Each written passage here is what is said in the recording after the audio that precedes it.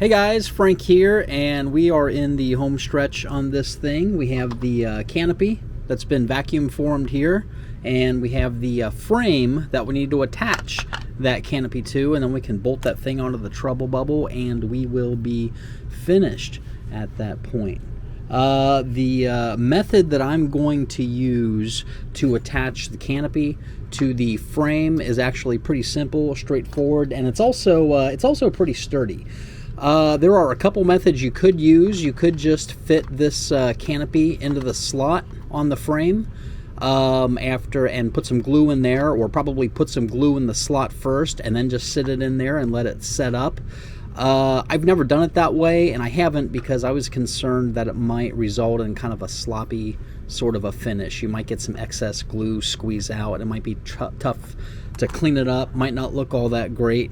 So I came up with a different method that I've used for all, I guess, two of these things I've made now, and that's basically just to pin it into place, and it's pretty straightforward. We're going to use, of course, the frame.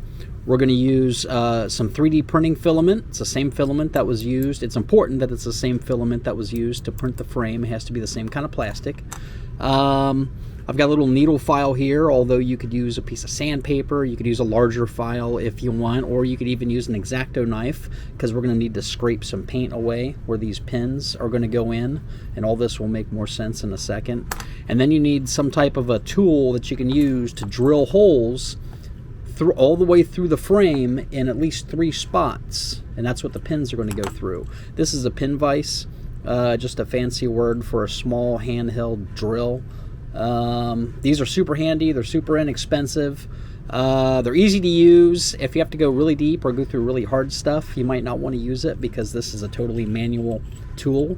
But you can use one of these. You could also use a Dremel tool like this one, or you could just use a regular hand drill, or even a drill press might be a little bit sketchy just because it's going to be hard to hold this thing in the right position. Might be a little unsafe, but multiple ways. Whatever method you need to use to get holes drilled through this thing is the one you're going to want to go with. And you want to use a drill bit that's about the same size, maybe even a little bit smaller in diameter than the filament, because you want to get kind of a tight fit.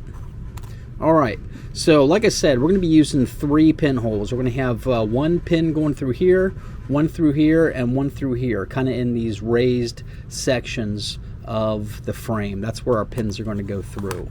What I'm going to do first is file the paint off, just the paint. We're not looking to get very deep into the plastic at all. We just want to take off the paint in those spots so that when we glue it, you know, the paint doesn't get all dissolved and globby and messy and stuff like that. This will give you a stronger glue joint and probably a finish, finer or a nicer looking finished product at the end if you get all or most of that paint off.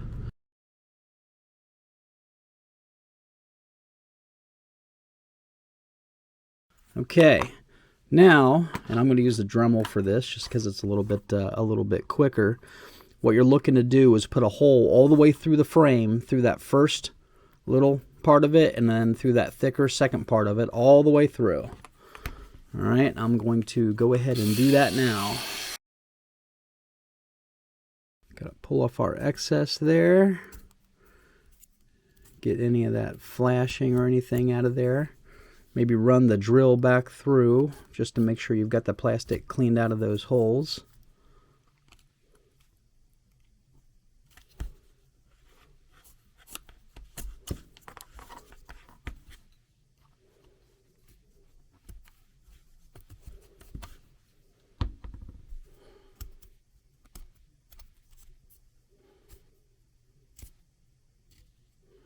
And you could run the file along those edges if you want to, but you don't have to. You just want to make sure there's nothing that's going to interfere with the pin going through, and you want to make sure that there is nothing inside of that little slot that's going to prevent the canopy piece from going all the way into the slot. So you want to look down inside of those slots and make sure you don't have any little plastic particles or flashing or anything like that. Flashing is probably not the right word, but any kind of burrs of plastic in that little slot, because you want the canopy to go all the way down inside. Next step, we need to put the canopy in the slot. This can be a little fiddly sometimes. All right, well, that went in pretty easy. Sometimes it's kind of fiddly, and you want to make sure, something I like to do is make sure that I look at how much, where the front edge of the canopy is in relation to the front edge of the frame here, and then flip it around and look over here and make sure it's the same distance, and it looks like it needs to come up just a hair here and down just a hair on the other side, and that looks about even. Then you want to make sure you got the canopy all the way down in this in the frame, and probably can't see it on camera, but if I look through that hole that I drilled, I can actually see the clear plastic of the canopy. I can see it through that hole, and I can see it through that hole. That means that the canopy is down far enough that it's going to intersect with those holes. Now, we take our Dremel tool again, and we run it back through the hole. There. And we're just going to do one at a time, okay? Run it back through that hole, and now we have a hole in the canopy at the same exact spot where the hole exists in the frame. And the reason I'm going to do one at a time is if I drilled this hole and maybe this canopy shifted a little bit before I drilled the second hole, then it'll be impossible to get all the holes in the canopy lined up with the holes in the frame. So we're going to do one at a time, and putting one of them in here. I'm actually going to do it from the inside. Putting one hole, doing one hole at a time will help to keep the canopy aligned when you drill the next holes. All right, that filament just fed right through there. I'm going to snip that off.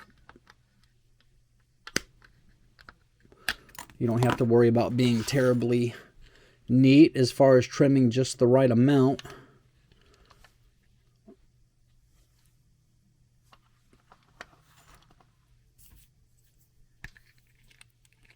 And I am going to put a little dab of cement on that little pin right now, inside and outside. That'll help to tack it in place so that nothing slips, nothing slides, nothing moves out of place.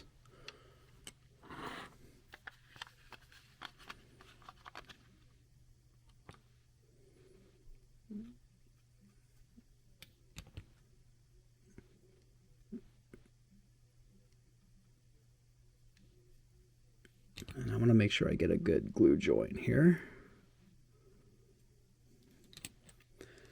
Make sure you don't drip any of that cement on the canopy. If you're using this kind of cement to glue these pins in place, this cement will screw up the canopy if you get any on it. All right, let that sit for just a second. Screw the cap back down. Blow on it, let it dry just enough to kind of tack in place. All right, and then again, making sure that we have the canopy in there and then straight from left to right. I'm now going to actually pinch the frame and the canopy at the same time to hold them in place. I'm going to drill this hole and then we'll pin it.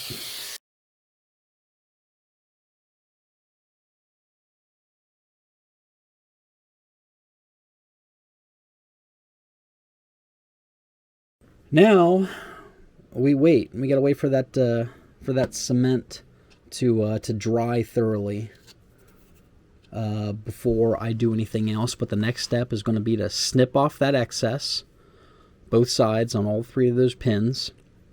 Then go through with the file or sandpaper or whatever, and make sure that the spots where the pins are flush with the surface of the frame. And then just use a paintbrush to go back over and touch up those little spots with the gray paint again. And after you do that, you won't even know the pins are there. You won't be able to see any evidence of them at all. As long as you don't have any gaps between the pin and the frame, you won't even know they're there, and it won't be obvious how the thing is even held in. And the best part about it is you won't have any globs of glue or any kind of weird stuff like that around the periphery of the frame at the bottom of the bubble. So it's a pretty clean way to install this thing. All right, so I'm going to let that set up. We'll be right back. All right, we're back. Those pins that we glued in there just a moment ago, as far as you guys are concerned, have set up. I'm now going to trim off the excess, sand and file those little spots smooth, and then put a coat of paint over it to cover up those little spots that were sanded and filed off, and then we'll be ready to attach this damn thing to the rest of the vehicle. So I'm just using some little side cutters here, or snips, like what you might use for removing model parts and pieces from the sprue. I think these actually came from Radio Shack or something like that, to be honest with you. They come in pretty handy. I'm not trying to get utterly close to the surface of the frame there, just fairly close, because we are going to file and sand those spots smooth. Yeah, I'll take another swipe at that one. Okay. This is just to get the bulk of it off of there. Alright. I have my flap file. Get myself into a nice ergonomic position here.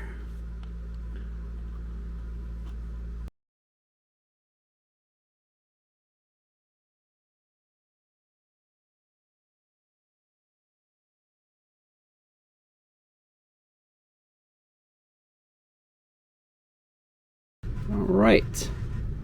Okay.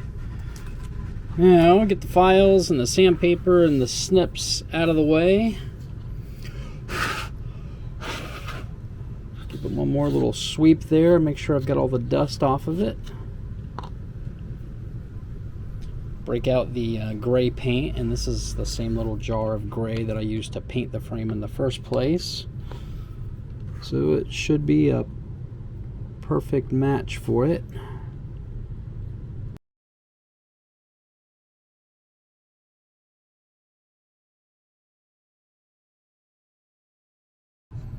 All right. Last step. This is it. We have our now dried canopy assembly. We have our complete and dried bubble vehicle body. Everything attached, everything painted, or at least as painted as I'm going to paint it for right now. I could always add some decals and stickers, kind of like what I did with the other one. I think I might do some of that because it does look a little bit plain still. I don't know. We'll see. I have here what I'm going to use to attach the canopy to the body.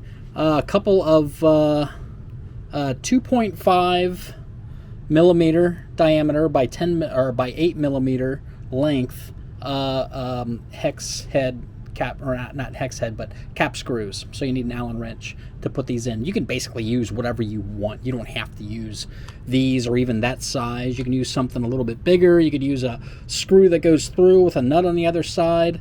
A pin, if you want to use a pin. You got multiple different ways that you could go about attaching this, but I like these because they have this neat sort of appearance to them. Hopefully that's focusing on the camera there.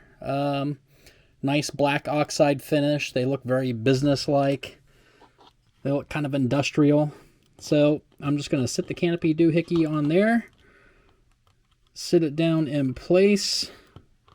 Hopefully get those holes all lined up. Let me see here.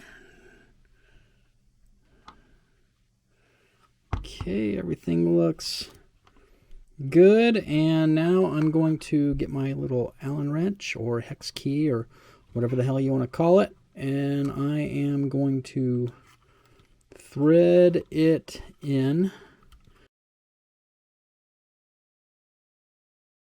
There we are.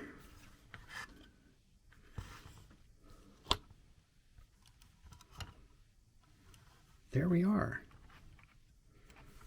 Give Give it a final spin around. I know it's been an adventure here. It does look pretty plain, doesn't it? Yeah, I'll have to get some kind of stickers on it. There are other decals and numbers and what have you, different types of identification numbers and that type of stuff that was on the original vintage toy. Maybe I'll go back and emulate some of those and sticker this one up kind of like more like the vintage toy. Since this one's painted a little more like the vintage toy than the first one that I did. Which, let me grab that.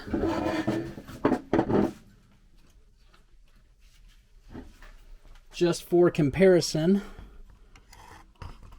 noting of course that I've got a non-standard pilot sitting in this one. That's the Super Mini Play Voltron, if you're curious. He doesn't quite fit in it very well. He's pretty bulky.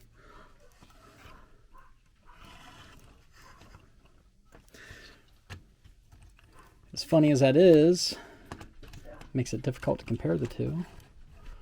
Not that there are any huge differences by any stretch, just the colors. Let me get him out of there, put him off to the side, and see what we've got.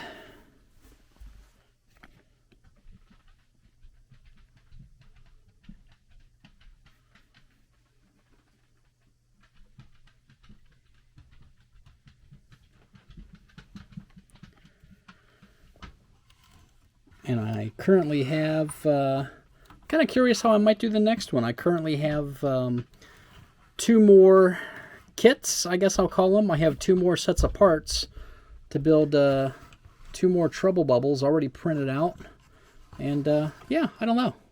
I don't know if I necessarily want to do them all the same or not. I think having them a little bit different is kind of neat. Maybe do one kind of in a red color scheme, like Cobra red, like Crimson Guard version. Then maybe a blue one, maybe a black one. Yeah, I don't know. I'll have to, to see what I come up with. But there's a lot of neat stuff you can do with these as far as the color schemes go. Now, this will be hilarious if this guy will actually fit in it, but I don't know if he's going to. I think he's too fucking fat. Oh, he's going to eat those fucking controls, isn't he? You little bastard. Yeah, this fat bastard's going to eat those freaking controls. Ah, screw it. He eats everything else. Let's do this.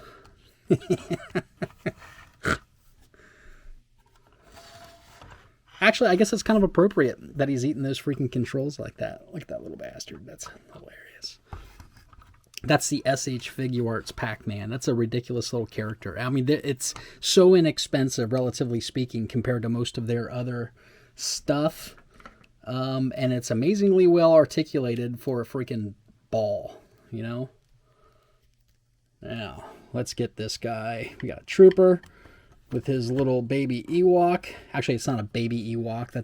That is a vintage collection Ewok that I use as a Black Series baby Ewok, since there is no official Black Series baby Ewok. I figured, well, hell, I can just get the vintage collection Ewok and use it like a baby Black Series Ewok. So that's what I've done there. He's got his little buddy. See how long he hangs on to him. Yeah, and like I said, pretty much any kind of 6-inch scale, general 6-inch scale figures will work pretty well in these Trouble Bubbles. Let's take Pac-Man out of here. Now, Donatello here, this is the NECA movie Donatello. This looks like something he might use. Flying a bird there. Flying a bird while flying on a bird. Let's see if he can pull this off. Because I guess Donnie here, or these NECA movie turtles, are technically 7-inch scale, I suppose. Play with him a little bit. I can probably get his hand on the handlebar. Hell yeah, look at that. He's a little big for it, but he still fits. He rides. Bossa Nova. Chevy Nova. So anyway, I hope you guys enjoy. I hope this wasn't too long-winded. I wanted to do and say a lot more in this video, actually, than what I actually did, if you can believe that. But for the sake of brevity, to some degree, I fast-forwarded through a lot of parts that I actually did a lot of talking through. Just banter. I was just taking my time building the thing, but then most people don't want to sit through probably a 2-hour-long video of me going on about something. When it comes right down to it, it's a really simple, straightforward assembly process. There's like nothing fancy going on here at all, with the exception of the bubble. And again, it's for you to decide what kind of bubble you'd like. If you'd like to go the vacuum forming route, I recommend it if you feel like messing with it. Because once you gather your vacuum forming machine, you can use it for all kinds of stuff in the future. So it opens up new possibilities for you. And be one more tool in the tool chest, and you can use it for all kinds of stuff. You can use it, you build a fleet of these damn things, or God knows what. Anytime you might want to form a clear canopy part, clear window part that has compound curvature to it. Something you can't just construct using just a plain flat sheet of plastic, then a vacuum forming machine would come in very handy. So yeah, something to think about, something to consider. And if you look online, elsewhere on YouTube, on Instructables, there's a multitude of resources out there to help you in constructing and laying out a vacuum forming system. And like I said too, you don't need that heater section that I have on mine. You can use a toaster oven to heat the plastic. You can use your kitchen oven to heat your plastic, and you really only need a vacuum source. I used a large shop vac. You need a vacuum source, and you need some type of a box with a platform on it with the holes drilled through it that can suck the air down through it. And you need the frame to hold the plastic. And it takes a little bit of time to put that stuff together, but it's minimal expense. So I recommend you look into that. I think if you went through that process of coming up with your own vacuum forming machine and did this yourself, then I think you'd be proud of yourself, and you'd have one more tool on the bench that you can use for stuff like this. So anyway, I want to thank you very much for watching. Hopefully you made it this far. Maybe you skipped all the way to the end. I don't know. Thank you very much for watching. Check the description below. There's a link to the page on thingiverse.com where you can download all the files to print all of these parts out for yourself. And also put a link to tfw2005.com message board, action figure message board, if you're not familiar with it. Primarily focused on Transformers, but there's a little bit of everything on there. I have a discussion thread on TFW 2005 where I've presented some information about the build process for this vehicle. So there's a link down there in the description below as well if you'd like to follow that and check it out. So anyway, again, this is Frank, and I thank you very much, and you have a good day, and good luck, and please build one.